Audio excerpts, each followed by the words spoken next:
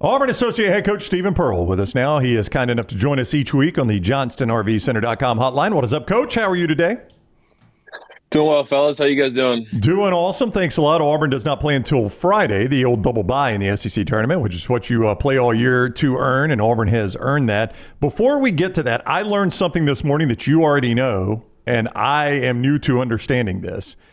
For all of us sports fans, next week is one of the greatest weeks in sports, the start of the NCAA basketball tournament. I learned on Twitter this morning it is also the first day of the college basketball transfer portal. Am I correct about that? Yeah, Monday marks the first day of the NCAA transfer portal. What are we doing here? Why would you have the transfer portal the same week as the NCAA? What are we doing, Coach? Yeah, I mean, they pushed it back to try and help teams for this exact reason, but it kind of has made it really even more difficult for those that are still going to be playing. So, yeah, it's delayed a little bit, but it's still going to be chaos. I mean, like right now we're trying to get ready for, obviously our first couple games in the SEC tournament, but we're also spending half our day kind of looking at the transfer portal to see that guys that are planning on entering, or we're watching film on them and looking at their analytics and all the different things while we're trying to get ready for our next couple opponents. So, it's just kind of added a little bit more, to our plate in a time that we're trying to obviously win some games to try and win a championship. So it's made it a little more crazy than what it already was. Okay, with that said, is there a player on your mind, obviously you're not going to say anything, that the minute it opens, are you dialing his number? Well, I mean, we don't really know for sure, like, who's going to jump in. But, throughout the season, like, what a lot of staffs will do is we try and evaluate, the best players in each league and what we think that we'll potentially need in the hopes of obviously having an understanding and being prepared for just in case they do jump in. So we definitely have a list of guys that we're going to keep an eye on. But we're not tampering. We're not calling anyone. Like we're just kind of waiting for it to happen. But we definitely have a list of guys that we've kind of looked at throughout the year to kind of say, all right, well, if that guy goes in, he'd be one that we would definitely try and get on right away. But, to answer your question now, we have not seen any Dalton connects in the portal coming up that we're going to be going after right away. But I bet there'll be a lot of copycats this year. Northern Colorado, I'll take a flyer on that guy. Yeah. So, listen, there are 6 solid NCAA tournament teams at least in this league. When this season started, in all honesty, to look at the league and say 13 wins, I don't like using exceeded expectations, but that's a heck of a season to go 13 wins in this league when you got 6 teams that are locks in the NCAA tournament already. Talk about that accomplishment a little bit and how this team came together to get to 13.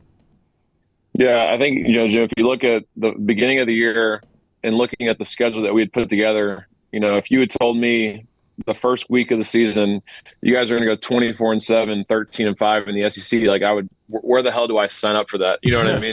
So, in 2018, we won the league at 13-5. So that just shows you, how good the league is. And Tennessee wins it at 14-4 this year. So, we're tied for second place, and we think the best league in all of college basketball. It just shows you how tough the top of the league is. There's 4 teams that go 13-5, which is just insane. So yeah, I mean, it's an incredible accomplishment in this league. It's the second most SEC wins, tied for the second most SEC wins that an Auburn team's had in program history. So it just shows what we've been able to accomplish. But yeah, this league is just insane. You look at teams like Kentucky, Tennessee, Florida, Alabama, Auburn, all teams that could really make deep runs in the NCAA tournament. So it just shows you how strong South Carolina. Didn't even mention them. Who's obviously was picked last in the preseason and finished tied for second and almost won the whole damn thing. So it just shows you the depth and breadth of this league. And the SEC tournament, your first game when you have a double bye is going to be like a Sweet 16 caliber game. Right. So it'll be an unbelievable way for all of our teams to get prepared for the NCAA tournament, because the first team you're going to play is likely the team that you're going to meet in the second or the Sweet 16 round of the NCAA tournament. Yeah, if I can ask you, because it's been something we've talked about and the fans have really bought into this, how this could be BP and yours best team at Auburn. Why do you think that? Why do you think fans believe that? Why do you think they like this team maybe even better on paper going into the tournament than the Final Four team or than Jabari and Walker's team? What resonates with the fans about this team? I would say like probably just the depth of what our roster is kind of compiled of. We've won 24 games by double digits, which is, that's insane. So, I mean, I think it just shows that this team has some strengths. Analytically, it's the best team we've had since we've been here, so maybe that's part of it as well. But I think, the Final Four team, that team was just a special team. Because they, had a lot of spurt ability in them and their ability to make runs and obviously make shots. And this team has a little bit of that in them. And if you look at our last 5 games, you've kind of seen that offensively from this group. I think the biggest difference is that this team has consistently defended all year long, kind of like Jabari and Walker's team did. But our offense wasn't as good the year Jabari and Walker here. We relied heavily on Jabari's production for us to win games. Whereas this year, it could be a different guy every night. It could be a guy like Denver Jones who makes 7 threes. It could be a guy like Chad Baker-Mazar who goes at Georgia and scores 25. It could be Janai and Jalen who both put 24, 25 on South Carolina and on Alabama. You know what I mean? It's like it could be Aiden Holloway who hasn't really broken out of his shell yet, has the ability to really just take off whenever he really feels like it. So just different guys like that have been able to show their ability to step up in games. And it's almost a different guy every single night. So I think that's why this team has kind of resonated with a lot of our fans. It's one of their favorites. But obviously, we'll learn a lot about ourselves this week coming up in Nashville. Stephen Pearl, the associate head coach for the Auburn Tigers, for a few more moments on the JohnstonRVCenter.com hotline. From the guidance you guys get from the NCAA selection committee, how much emphasis in terms of seeding do they put on conference tournaments, do you think? I mean, we don't get a ton of guidance on it. All I can go off of is just like what we've had in past experiences. When we went to when we won the SEC tournament in 2019, I think we went into the tournament as a 5 seed, won 4 games, came out as a 5 seed. So you look at Tennessee, the year that we Jabari and Walker's year, right? We win the SEC that year. We're 15-3. We go into the tournament as a projected 2 seed. We lose to Texas A&M. We stay as a 2 seed. Tennessee goes into that tournament as a 2 seed, and then they win 3 games, win the SEC championship. They stay a 2 seed. So I mean, I think so. None. It doesn't appear they pay attention at all. Yeah, I mean, they don't really give us any guidance on it, but I just don't know how much actually changes this week.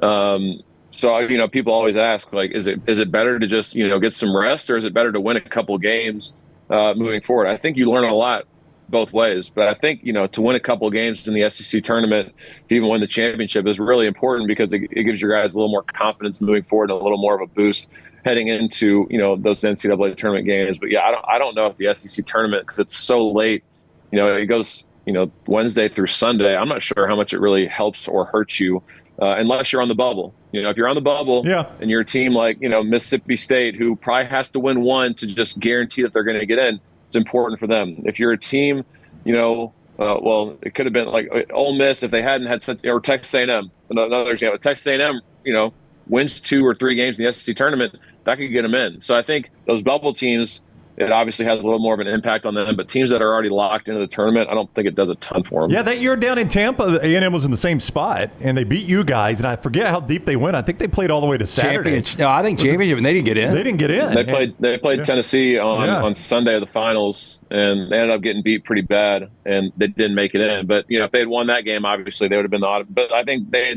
had some really bad losses that year, which really hurt their resume. This year, their resume stacks up a little bit better because they have 6 or 7 quad 1 wins. They have a couple bad losses, but I think their resume works a little more in their favor this year to allow them to, obviously if they win a couple, it could get them in. You're a big numbers guy. What did 29 assists against Georgia mean for you? Man, it didn't feel like that because I thought we played a little selfishly in the first half, honestly. When we got to the locker room and it was like 17 assists on 19 made field goals, I was like, no way.